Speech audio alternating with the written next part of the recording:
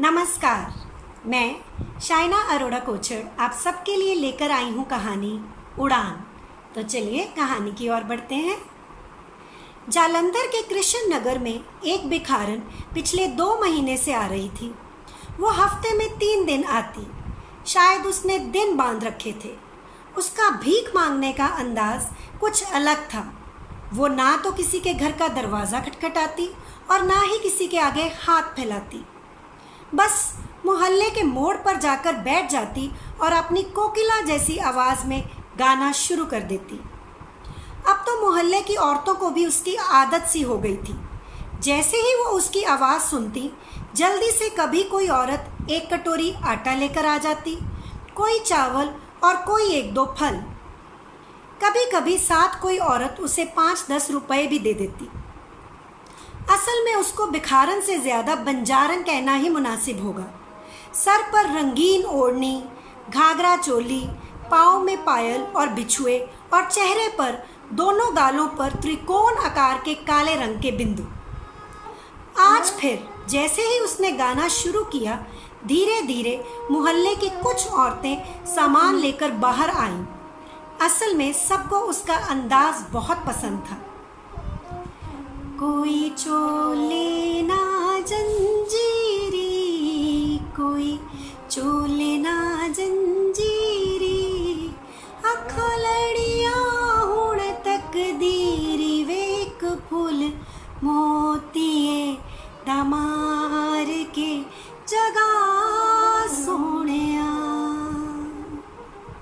बीजार वकेंदी तरवे, बीजार वकेंदी तरवे, साडा गली गली दे विच घर वे, एक फुल मोतिए दमार के जगा सोनिया, बीजार वकेंदियां छुरिया, बीजार वकेंदियां छुरिया, इश्के दिया चोटा बुरिया, वेक फुल मोतिए दमार के जगा सोनिया। सच में बहुत सुरीला गाती हो। लो चावल और ये एक सूट रख लो। पिछली बार तुम्हारी बेटी को देखा था, उसको आ जाएगा। मुन्नी बंजारन की 8 साल की बेटी थी। कई बार माँ के साथ चली आती, पर ज़्यादातर वो अपने बाप के साथ सड़क पर रस्सी पर चलने का करतब दिखाती।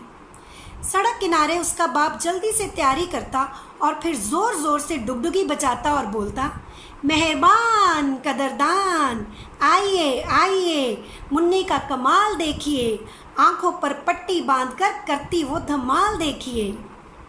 मुन्नी सांवला रंग, तीखे नैनक्श, सुराहीदार गर्दन और आंखों में गरीब माँ बाप का पेट भरने का सपना। जब रस्सी पर चलती तो कुछ लोग तो डरकर आंखों पर हाथ रख लेते, पर उसके बाप को अपनी बेटी के हुनर पर पूरा भरोसा था। जैसे ही करतब खत्म होता, लोगों की तालियों से ही मुन्नी का पेट भर जाता और उसका बाप जल्दी से लोगों द्वारा दिए गए पैसों की गिनती करने लगता। बच्ची को देखकर बहुत सारे लोग 10-20 रुपए दे देते। कई बार तो कोई दयावान 50 तक भी दे देता।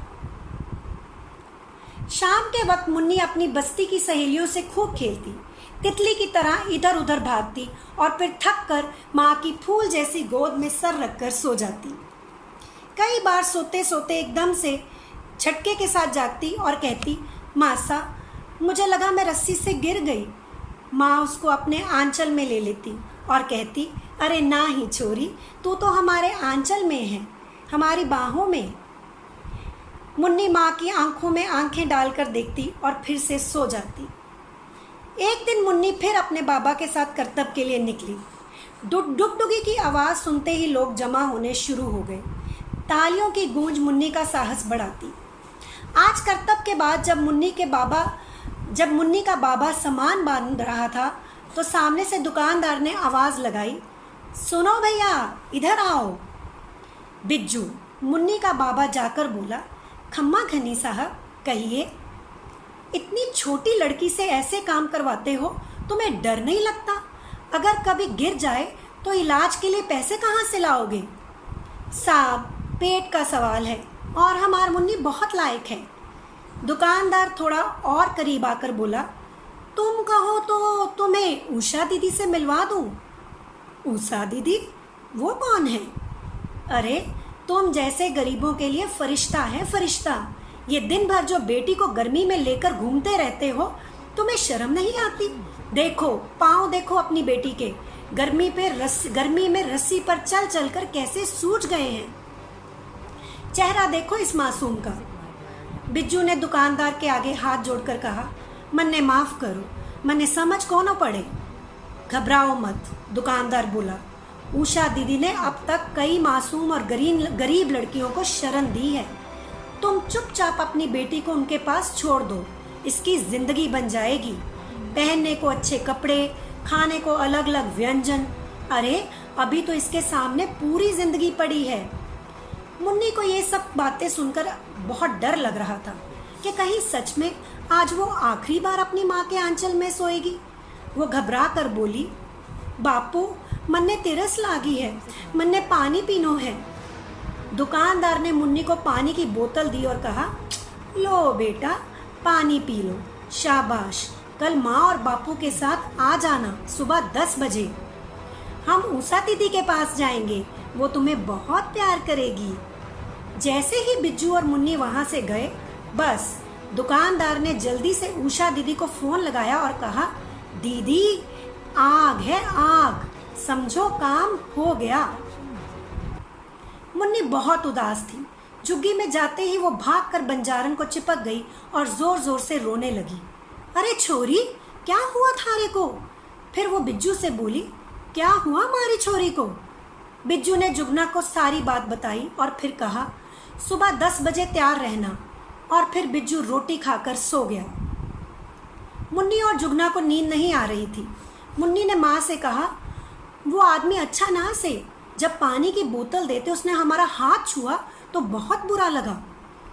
जुगना ने मुन्नी से कहा, तू सो जा मुन्नी, थारी माँ की आंखें अभी खुली हैं। मुन्नी माँ से जोर से चिपक कर सो गई। उसके सोते ही जुगना बिस्तर से उठी और झुग्गी की चौखट पर जाकर बैठ गई।